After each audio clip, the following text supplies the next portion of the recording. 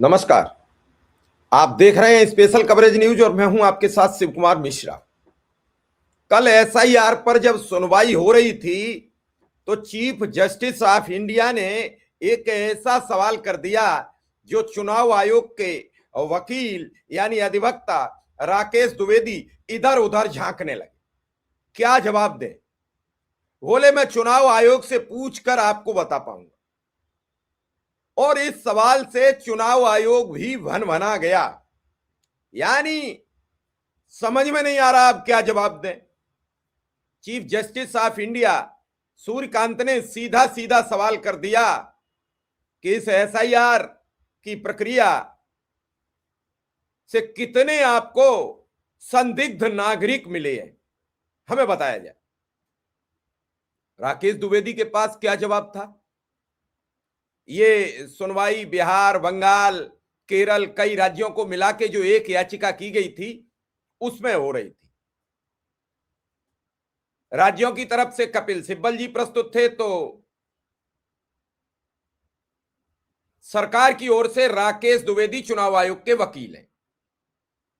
अब chief justice के यानी सूर्यकांत जी के इस सवाल से राकेश द्विवेदी क्या बता पाएंगे?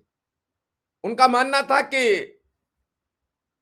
सरकार बार बार कह रही है, चुनाव आयोग बार बार कह रहा है घुसपैठिया, नागरिकता, तो क्या क्या इस पूरे एसआईआर के जरिए जो अब तक हुई, बिहार में हुई या अन्य राज्यों में हुई, तो कितने संदिग्ध नागरिक मिले, ये इस देश की जनता जानना चाहती है।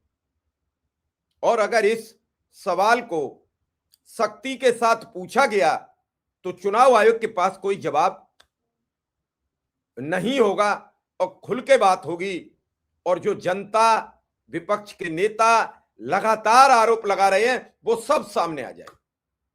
सीधा चलते हैं, इस खबर पर रुख करते हैं। उससे पहले आपसे गुजारिश, चैनल को सब्सक्राइब कर लीजिए, बेल आइकन बटन दबा दीजिए और सुनिए ये न्यूज 24 के संवाददाता हैं Prabhakar Kumar Mishra ji, supreme court cover करते हैं। इन्होंने अपने एक्स पर एक पोस्ट किया 2 घंटे पहले। बाकी सब तो ठीक है, चीफ जस्टिस ऑफ इंडिया ने कहा, बाकी सब तो ठीक है, ये बताओ मतदाता सूची में ऐसे कितने लोग मिले हैं जिनकी नागरिकता संदिग्ध है और इसी आधार को आपने आधार मानकर मतदाता सूची से नाम काटा गया हो। कल यानी गुरुवार को एसआईआर पर सुनवाई के दौरान chief justice of India justice Suryakant ने चुनाव आयोग से यही सवाल पूछा था। सवाल तो सही है क्योंकि एसआईआर तो मतदाता सूची से घुसपैठियों का नाम काटने के लिए ही हो रहा है। तो चुनाव आयोग के वकील ने कहा, मिलॉर्ड मुझे इसकी कोई जानकारी नहीं है, आयोग से पूछकर बताएंगे। और इस सवाल के बाद चुनाव आयोग के वकील और चुनाव आयोग में हड़कंप मचा हुआ है। क्या जवाब देंगे, क्या बताएंगे पूछकर? क्योंकि अब तक ना तो वेबसाइट पर आंकड़े हैं, किस वजह, क्या संदिग्धता के आधार पर कितने वोट काटे गए। अब ये आंकड़े बड़े गंभीर होते चले जाएंगे और चुनाव आयोग ने थोड़ी सख्ती बरती तो सब दूध का दूध, चीफ जस्टिस ऑफ इंडिया थोड़ी और सख्ती बरतते चले गए तो चुनाव आयोग का सब दूध का दूध और पानी का पानी हो जाएगा। जो ये काई बनती चली आ रही है पानी के ऊपर, पानी नीचे दिखाई नहीं दे रहा कि गंदा है कि साफ है, ऊपर काई की परत जम गई है, ईमानदारी की ऊपर एक लेयर बन गई है, अच्छे चुनाव की ऊपर एक लेयर बन गई है, जीत की, मैंडेट, मतदान, जनता का फरमान।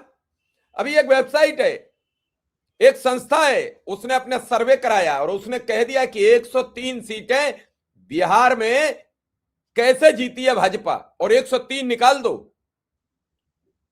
बीजेपी की जीत से बहुमत से बाहर हो जाएंगे, 40 सीटों पर सिमट जाएगी भारतीय जनता पार्टी और जदयू। यही तो कह रहा था पूरा देश, यही तो चीख चीख के पुकार रहा था। दरअसल सुप्रीम कोर्ट ने कहा कि मतदाता सूची से नाम आमतौर पर 3 श्रेणी में हटाए जाते हैं: मौत, डुप्लीकेट होना या स्थानांतरण। यानी या तो मर गए, या डुप्लीकेट है, या आपका तबादला हो गया, आप चले गए दूसरी जगह। कोर्ट ने चुनाव आयोग से यह भी पूछा, क्या नागरिकता की शक पर भी आधार मानकर नाम हटाए गए हैं? उनकी सूची ले आइए। भारत के मुख्य न्यायाधीश chief justice of India Suryakant और जस्टिस जॉय माल्या बागची की पीठ उन याचिकाओं की सुनवाई कर रही है जिनमें बिहार समेत कई राज्यों में चुनाव आयोग के एसआईआर को लेकर सवाल खड़े हुए हैं। आयोग की शक्तियां, नागरिकता और वोट देने की अधिकार के दायरे की संवैधानिक सवाल उठाए गए हैं। उन सभी याचिकाओं को एक जगह मर्ज कर दिया गया है और एक जगह chief justice of India Suryakant और जस्टिस जॉय माल्या बागची की पीठ इस पूरे मामले की सुनवाई कर रही है। वरिष्ठ वकील हैं, उन्होंने चुनाव आयोग का पक्ष रखा। सुनवाई के दौरान जस्टिस बागची ने कहा, मैं समझता हूं ऊंची इमारतों के पास अधिक इलेक्टोरल बूथ बनाना चुनाव आयोग की कोशिशों में से एक है ताकि अमीर लोग वोट देने आगे आए। उन्होंने आगे कहा, ताकि नागरिक अधिकारों के बारे में जागरूकता आर्थिक खुशहाली के अनुपात में हो। द्विवेदी ने हां में जवाब दिया। पीठ ने हल्के फुल्के अंदाज में मजाक में कह दिया, क्या अगले चुनाव तक यह कोई हैरानी की बात ना हो तो पूछा जाए, क्या अगला लोकसभा चुनाव ऑनलाइन वोटिंग से होगा? इतना सुनते ही सुप्रीम कोर्ट में पिन ड्रॉप साइलेंट आ गया। कहीं ऐसा तो नहीं है कि कहीं भनक लगी हो सर्वोच्च अदालत को और वो जनता के समक्ष ये अपना सवाल देना चाहती हो? सीजीआई ने कहा, तकनीकी बढ़ रही है,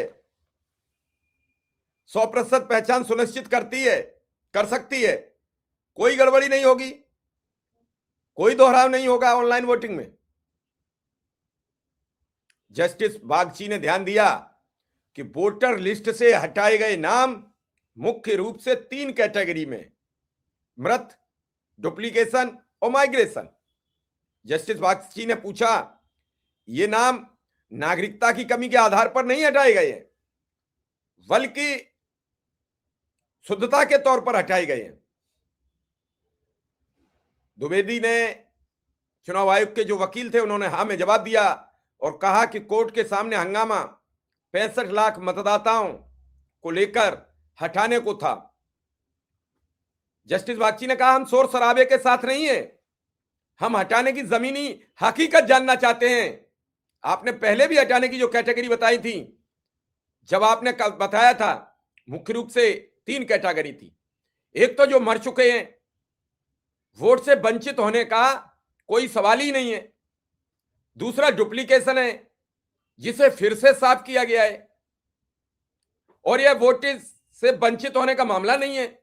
और तीसरा स्थानांतरण है, जहां यह पूरी तरह से वोट से वंचित होना नहीं है। यह एक खास चुनाव क्षेत्र के लिए वोट से तो वंचित कर नहीं रहा है। बागची ने आगे पूछा, क्या वोटर लिस्ट से किसी कैटेगरी का नाम इसलिए हटाया गया है क्योंकि लोगों की नागरिकता पर शक है? तो द्विवेदी ने हाथ खड़े कर दिए, कपकपा गए हाथ पांव, क्या जवाब दे? इस पर तो ध्यान ही नहीं गया था, इस पर ध्यान ही नहीं गया था। और इसी के चलते उन्होंने कहा कि हम जांच करेंगे और चुनाव आयोग से पूछकर बताएंगे। सुप्रीम कोर्ट ने सवाल किया, पूछा, नागरिकता से वंचित होने का जो सवाल उठ रहा है वो बड़ा असमंजस में डालता है। आपसे भी हम पूछ रहे हैं, क्या सुप्रीम कोर्ट के इस सवाल का जवाब चुनाव आयोग दे पाएगा? और क्या इस तरीके के सवालों से आपको उम्मीद है? क्या इस सवाल को बड़ी गंभीरता से सुप्रीम कोर्ट लेगा और चुनाव आयोग? हमें जरूर कमेंट में बताएं। धन्यवाद, आभार, नमस्कार।